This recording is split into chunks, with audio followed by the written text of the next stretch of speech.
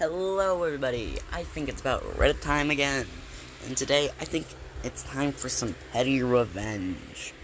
I know last time I did malicious compliance again, but I feel like doing revenge today. So on to our first story. Our first story is from u/MKHair01. You don't want to sell to the American? Meet my French husband and waste your time.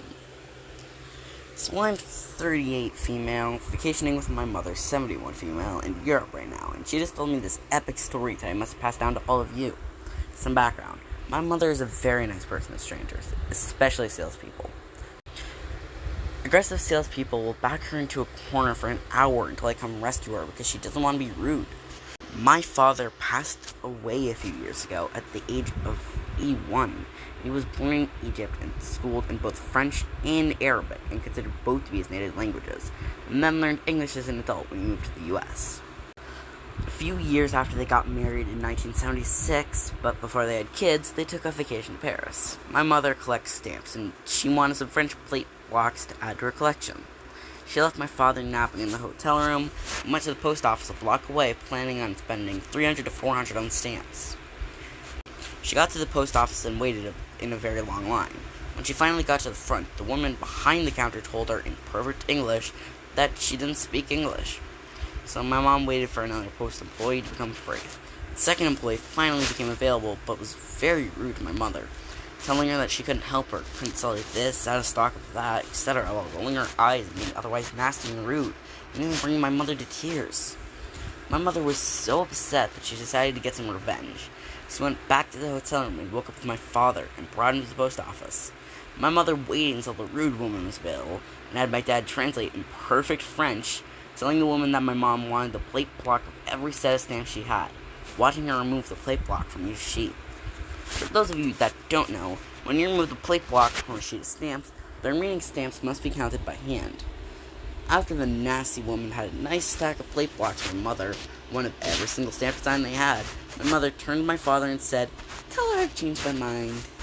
Not only did that woman miss out on a huge sale for being mean and nasty, she also had to spend a good half hour to a full hour after closing to hand count each individual stamp after they closed for the day. And that is the end of the story.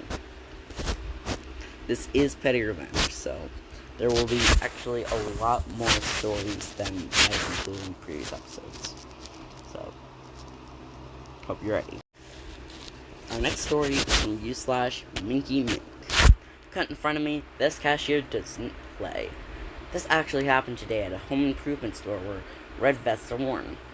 I was in the garden department, and line checkout with my 4 small plants when up saunters this Latina lady, heavily made up holding one plant.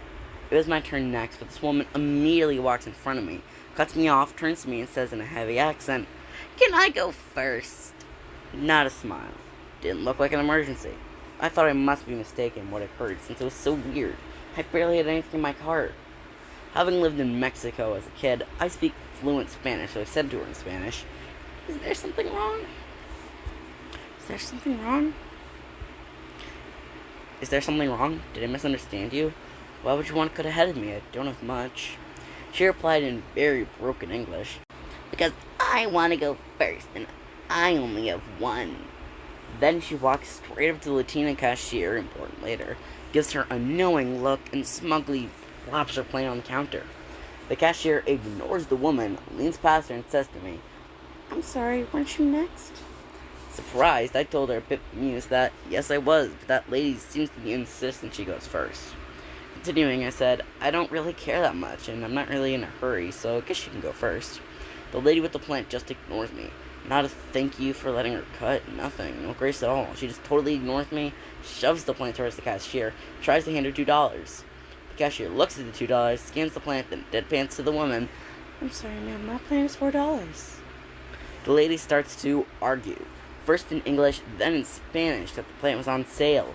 It's wilted, but it happened to be, that the plant was $2. She won't pay $4, why would she?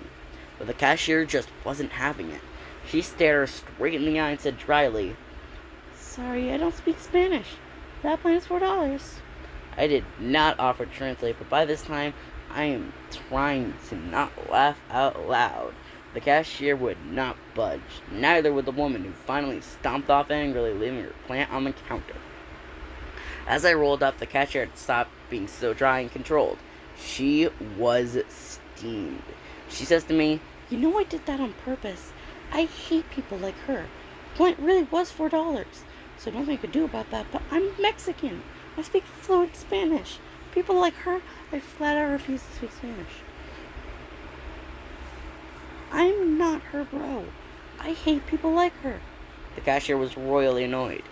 When she finally simmered down, she asked me how I knew Spanish so well, and I told her about my childhood in Mexico. Her family was born from a town not far from where I had lived. When we finally both stopped chuckling and stopped bitching about the rude woman, she scanned my purchases. As it turned out, 3 of my 4 plants were magically on sale. Score! Totally worth the wait. The next story is from u/Potato3000. Don't want to help me out? I guess I'll be distracted.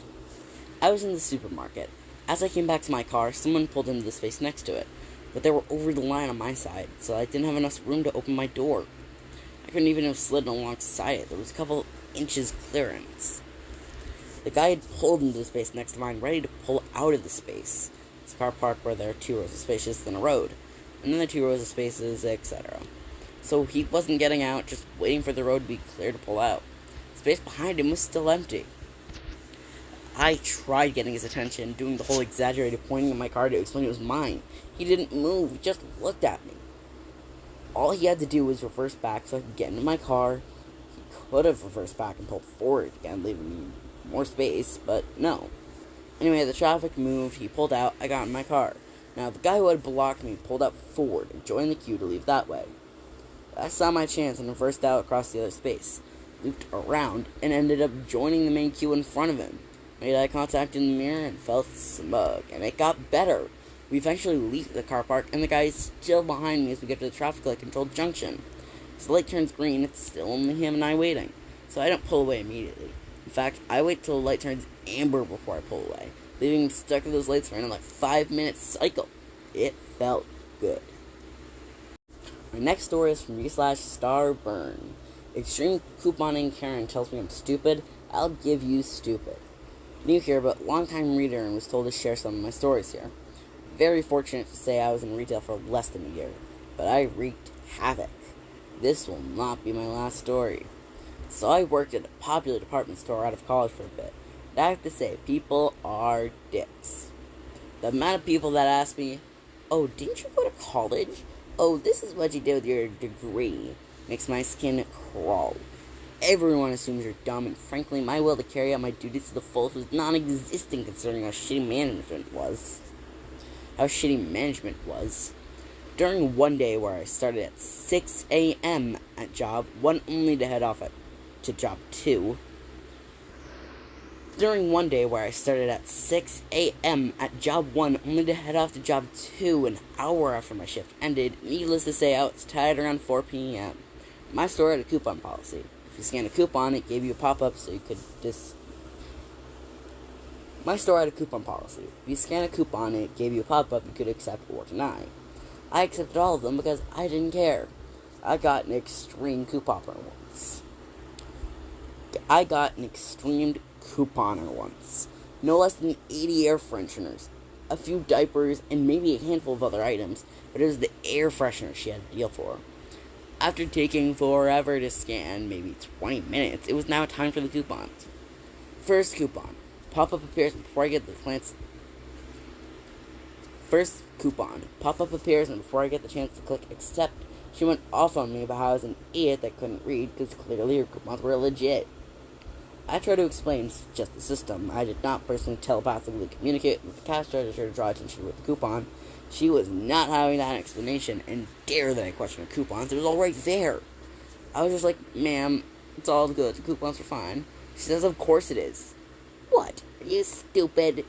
Well, I insisted on reading every single coupon she had in its entirety because f*** her. She kept insisting that they were identical, but I said I didn't want to make a stupid mistake. There was a lot of fine print, but I decided to read it all. Then she told me, "This is taking forever. I insisted that all was good. My shift was not over for a few hours. This was no trouble for me at all. She demanded she talk to the manager, and I did flip my light on versus calling for attention. And I'm just like, damn, she's crazy busy right now. I guess we have to continue. Around half an hour later, my manager did notice the light was on and rushed over to see the fuming woman. The manager just apologized to her, but by that point the woman said she was done, gave her back her coupon, she could afford the rest, and she would never come back again. The manager was upset I didn't call because flipping the light on doesn't really grab attention, but I took it as an honest mistake, so they just started. The best part is, as far as I could see, I never saw her in the store again. And that is the end of the story. The next story is from Bellman276. Call the cops on me, enjoy the threat of arrest. This happened about 30 years ago when the pettiness was by my dad. We lived in a fairly small upstairs maisonette in the UK with an attached garage block where all the garages for the estate were sandwiched together. We had 2 cars, so our garage was always occupied. One day we had been shopping and had quite a load to cart upstairs, so we parked on the end of the garage block, close to our front door so we could unload. Cue Kyle. Hey, you can't park there. We'll only be 10 minutes while we unload. But you can't park there. That's not a parking space. No problem. I'll move it. He then moves the car and we get on with our lives. Until a few weeks later when Kyle knocks on our door. Hey, you need to move your car. No, I don't. Yes, you do. You don't move it. I'm calling the police. Fine, go ahead. I have no idea who had parked there, but it wasn't either of our cars. I'm not even sure if it was the same color. Anyway, half an hour later, the doorbell goes off again. A policeman is standing there, Kyle behind him with a smug look on his face. I'm sorry, sir. I'll have to ask you to move your car. That's not my car. But you said it was. No, I didn't. I'm so sorry to bother you, sir. He turns to Kyle. If you call us out for something like this one more time, I'll take you to the station myself. Kyle then sputters and stammers. Dad closed the door on them both with a very smug smile, ending this story. This next story is from u/CurlyCat1004. Boarding the train a little late. So when I commuted back and forth to New York City from another state for work, I used a transit debit card that I received from my employer. The card had a limit on it, and once I exceeded it, needed to pay the balance. The monthly pass I used cost more than my allotment. I guess the Metro North was a little behind the times because they did not accept credit or debit to pay the balance. It was by cash or check. One day, I was in line during rush hour to purchase my monthly pass. A woman blatantly cuts me in line with total intention. I said something and she gets an attitude, says, "I'm running late and I'm going to miss my train." Like it was my duty to let her go first. Now, I'm a pretty considerate person. Had she tapped me from behind and said, "I'm going to miss my train. Would it be okay if I went first?" I most likely would have said yes. We've all been there. I told her to get back behind me. She said something nasty and I responded with, "Well, you should have gotten here earlier." She said she did, and I said, "Clearly not, because I'm ahead of you in line," and she called me an asshole. At that point, I just ignored her. She's swearing up and down and curses me as I go to the ticket agent for my turn. She says on her cell phone, "There's a fucking train." I think the R word is more offensive than any of the swear, but I get my cool and continue to ignore her. The ticket agent says that my balance is off by X amount of dollars, and I take out my checkbook and taking my time to pay the balance in the neatest, nicest handwriting possible. The train horn blows and she misses her train. And I get going, knowing that I haven't missed mine. Time for our next story from u/Intemperate Quantity 760. Loving family, fun, petty revenge, and stolen artwork.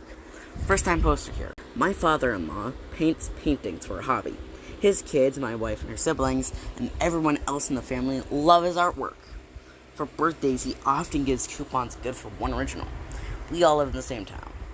When all the kids and fams are visiting father-in-law and mother-in-law, there are often light, fun joking arguments about who claims which paintings for themselves. and father-in-law often says, "Wait, I'm not even dead yet." This has gone on for so long that everyone sort of knows all of his paintings. The dancing ladies, the fruit bowl, the sunset, etc. Even if they can't remember whose house the piece is in. Several years ago, my wife and I were in the process of moving to a new house, and in preparation for the move, we had a piece of his art that he had given us temporarily stored in the closet. My sister Emma came over to help us pack. She came across this piece in the closet. She decided that since it was in the closet, we clearly didn't appreciate it enough and took it without us realizing. She then took it to a frame shop and had it expensively framed and hung it in her own house. The next time we went to her house and saw it, we figured out what she had done, and we had said nothing. We waited until she went on her next vacation. Went to her house and took the framed original. I opened it up, took out the original piece, and copied it on the copy machine at work. Then I put the copy in her expensive frame and hung it back where it was in her house. We took the original to the frame shop and had it framed to our taste and hung it in our house. The owners of the frame shop remembered the piece and her framing it. When we told them what we were doing, they thought it was hilarious, and we swore them into secrecy. It's been hanging in our house for 6 or 7 years now, and sister-in-law still hasn't noticed, even though she's been in our house many times. I think the longer it goes without her noticing, the better the petty revenge will be when she finally notices. Our second to last story is from old retired SNCO. Upset by my windshield wipers, how about now? I had a reminder earlier about this, so I figured it'd fit. I ran out to the store, and about a block from the store, I used my wipers to clear my window. I pulled into the parking lot, and as I looked up, the woman driving the truck behind me flipped me off. So I went ahead and parked, and as I got out, she started looking me over. So this conversation occurs. Is there an issue? Your wipers sprayed my freshly washed truck. So you needed to flip me off for that? Yes. Well, okay then. So I proceeded to call my wife and tell her, because it was funny. I finished up, and as I left, I see her right truck onto the same road, from the opposite direction. I passed her, scoot in front of her, and blast my windshield washers at full speed, and watch in my rear view as the rainbow of spray goes all over her truck. I missed my turn as I was laughing so hard. I could see her hands in a seizure trying to flip me off, driving just in general shape. I know it's pretty stupid, but it's one of the few times in my life things played out so perfectly. And that is the end of the story. The final story for today is by u/IRE. I keep receipts for just this kind of moment. I'm a woman in my 40s. My friends don't generally do petty drama. We're grown-ups. But one friend, let's call her Lucy, has a mutual friend named Jessica, who I've known for nearly a decade. Jessica and I are also in the same professional world, so I send her business in addition to being her friend. We chat every few months or so, interact on each other's social media, etc. We're not close, but we've always liked each other, or at least I thought. Last year, Lucy was dating someone who gave everyone who knew her some bad vibes, like out-of-control anger-type vibes. From what Lucy was telling me and not telling me, I was worried, and called Jessica, who was also worried and upset as Lucy had not been the best friend to support Jessica at the time, when Jessica felt she really needed it. We compared those notes and kept each other updated about Lucy's situation. When Jessica met him, liked him, didn't get the bad vibes, we connected with Lucy, and we were both relieved. All three of us live in different cities. I'm sorry if I was speaking a bit fast there. I'll slow it down a little. Fast forward 8 months or so, and Lucy and Jessica go on a vacation together. Jessica not only tells Lucy all about how I was supposedly spreading unsubstantiated rumors about Lucy's boyfriend, but throws in there some straight-up lies, the kind of things that would not have possibly been interpreted wrongly, and were very far from anything I could have ever said, thought, or spoken. My best guess is that Jessica was jealous and competing for her bestie. Real solid bullshit female drama, the kind I haven't experienced since college. So I went back and looked at all my texts to Jessica for the last year, thinking maybe I accidentally said something to cause this that was misinterpreted, or things about our mutual by accident. It was so out of the blue I started questioning my own memory. Nope. In fact, how would we find sending the whole text straight to Lucy? But I very much doubt Jessica would be fine with it, because in the text she says mean things about Lucy. The kind of things you say when you're hurt and feel forgotten. So my revenge is this. Once every few days I'm simply liking one of those old texts. No further communication, no accusations, just, Oops, my finger slipped on this text of yours about Lucy being, I sent the text to Lucy, and I won't. We are good, and I don't want her to be stressed out by animosity between her friends. But Jessica doesn't know that, so she keeps calling me after I react to the text, and I haven't answered. And that is it for the story. And that is also it for this episode. So I hope you all have a good one. Bye-bye.